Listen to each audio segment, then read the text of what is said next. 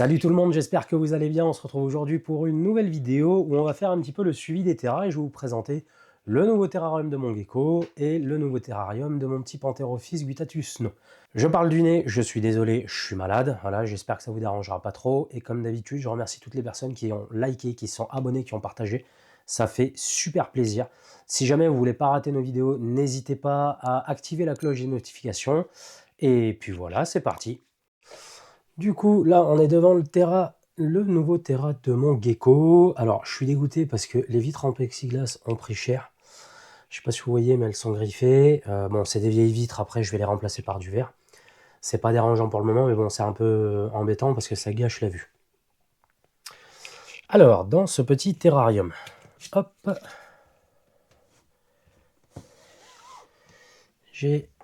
je sais pas si vous allez voir grand chose, mais là, juste là, il y a mon petit gecko à crête qui se cache derrière les plantes. Donc du coup, j'ai essayé de recréer un petit peu une couverture végétale naturelle, parce que dans la nature, ces animaux vont avoir tendance à rester en l'air et à se cacher sous le couvert des plantes. Donc là, du coup, on a une fille de l'air, c'est une plante de la famille des Tillandsia, j'ai plus le nom, qui donne un aspect, je trouve, un peu marécage, un petit peu bayou. Je trouve ça super sympa. Là, vous avez une bromélia qui, malheureusement, vient de perdre sa feuille parce que ça faisait 1 an que je l'avais. Et 3 mois qu'elle était dans ce terra. Et là, malheureusement, je viens de perdre la feuille. Donc, je suis un peu dégoûté. Là, derrière, on a une petite Phytonia qui est en train de pousser, prendre ses aises. Franchement, ça rend super bien. Et là-bas, vous avez ce dont je suis le plus fier. Parce que c'est la première fois... Alors, attendez. Je vais fermer la vitre et ouvrir de l'autre côté. Parce que c'est la première fois que je tente cette plante. C'est une Monstera. Alors, il y en a qui vont me dire, oui, t'es fou, la Monstera, elle va prendre trop de place dans ton terrarium, elle va pas pouvoir s'épanouir. Mais écoutez, ça fait 3 mois qu'elle est dans le terrarium, elle se porte super bien. Bon, j'ai quelques feuilles qui jaunissent de temps en temps, mais je pense que c'est dû au trop-plein d'humidité. Et elle se développe super bien, parce que là, vous voyez, ces feuilles-là n'étaient absolument pas là quand je les ai mises. Les feuilles étaient au niveau du raccord de la bouture, là. Enfin du petit nœud qui est en train de se créer. Donc, elle se développe super bien. Elle a l'air de kiffer l'environnement. Je l'arrose pas plus que ça. Parce que comme vous pouvez le voir, le terrarium tient vachement l'humidité. Alors, je sais pas si on va pouvoir y voir correctement. Mais il tient quand même vachement bien l'humidité. J'ai arrosé hier soir. Et là, vous voyez, il y a encore des gouttes qui perlent sur les feuilles de la Monstera. Donc, elle, ce soir, je vais pas la vaporiser. Je vais vraiment vaporiser les plantes où le petit gecko va pouvoir s'abreuver, se recharger un petit peu en eau. Mais voilà, elle, je vais pas l'arroser plus que ça, parce que je pense qu'elle en a pas besoin de plus que ça. Et ensuite, je t'embête, hein, mon petit. Donc là, vous avez des mousses que j'ai trouvées en forêt. Alors, pour info, les mousses, tout ce qui est dans le terrarium et qui vient de la forêt, que ce soit les mousses, le bois, tout ça, ça n'est pas passé au four, ça n'est pas désinfecté. C'est quelque chose que moi, personnellement, je ne fais pas, puisque en Europe, il n'y a absolument aucun organisme nocif pour nos animaux en terra.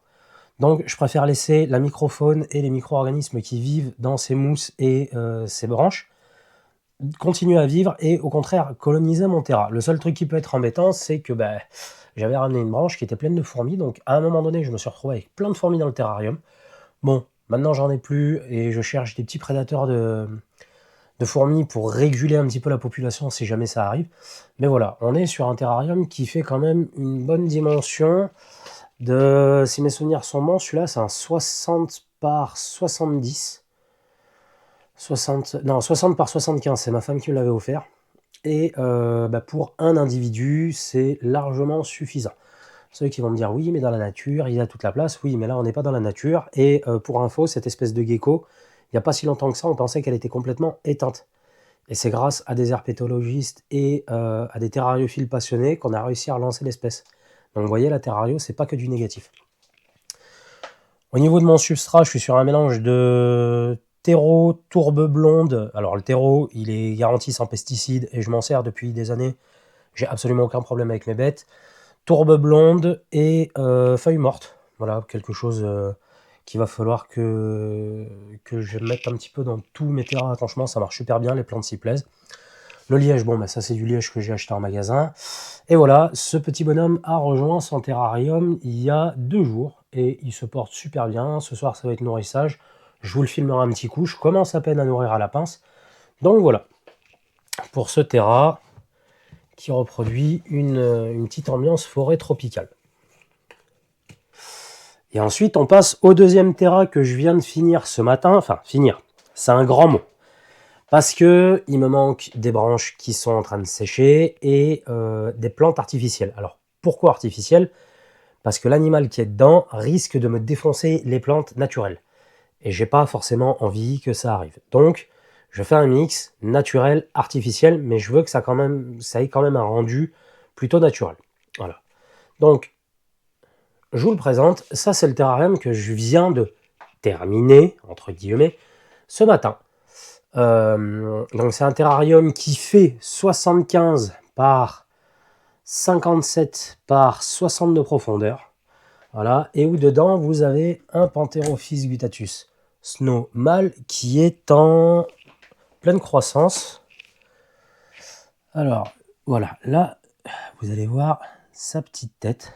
Donc vous voyez, hein, j'ai recréé des cachettes.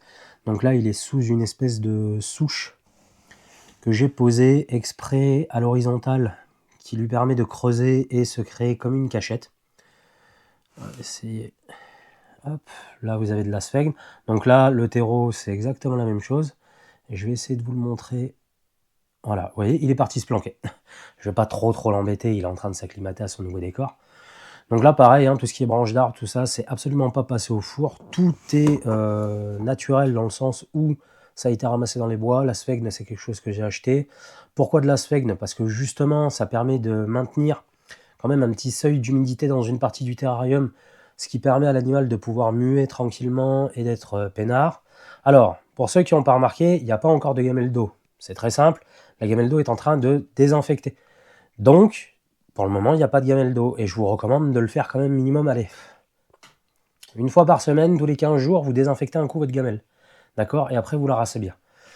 Voilà, donc là, hop. Donc là, vous voyez, il y a la petite cachette qui est juste là.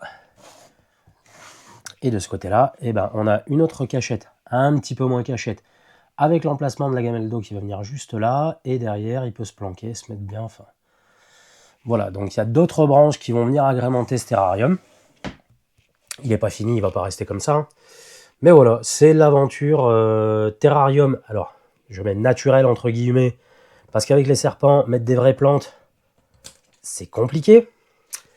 Mais c'est quelque chose de très très cool dans le sens où vous pouvez avoir des rendus super beaux en économisant déjà énormément sur votre argent, puisque quand on regarde les décos en terrario, tout ça, ça coûte excessivement cher.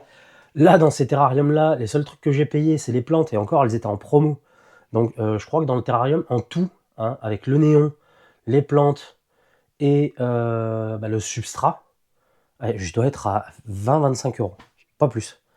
Donc, en fait, vous pouvez faire des super économies et vous faire un résultat magnifique. Personnellement, moi, je kiffe le rendu que ça a, ce que ça donne. C'est voilà. Après, c'est mon avis. Hein. Il y a des gens qui aimeront, d'autres qui aimeront pas. S'il y en a qui se posent la question de pourquoi je n'ai pas mis de fond dans mon terra, tout simplement parce que c'est du PVC. Et vu que c'est la première fois que je faisais un terrarium naturel, celui-là pour le coup il est vraiment naturel, dans un bloc PVC, je voulais voir comment réagissait le PVC, est-ce qu'il allait gondoler ou pas, chose qui n'est pas forcément évidente à faire avec un fond, un décor dans le fond. Là, ça me permet vraiment de surveiller le PVC. Alors le PVC, il est jointé, donc il ne peut pas y avoir de fuite. Et il n'y a aucun traitement en plus par-dessus. Et personnellement, je trouve que le noir, ça rend quand même super bien avec les plantes. Enfin, ça donne un aspect, ça fait ressortir le vert de la plante. Je trouve ça vraiment magnifique. Donc voilà pour l'avancée des terras. J'espère que ça vous aura plu. Je vais essayer de nourrir ce soir mon petit gecko. Je vous le mets tout de suite. Comme ça, si jamais ça réussit, eh ben, pas de problème, hein, puisqu'avant il était dans un plus petit terra. Des fois, le changement d'environnement, ça peut poser quelques soucis, mais vu comme il est vorace, lui, je pense pas qu'il y aura de problème.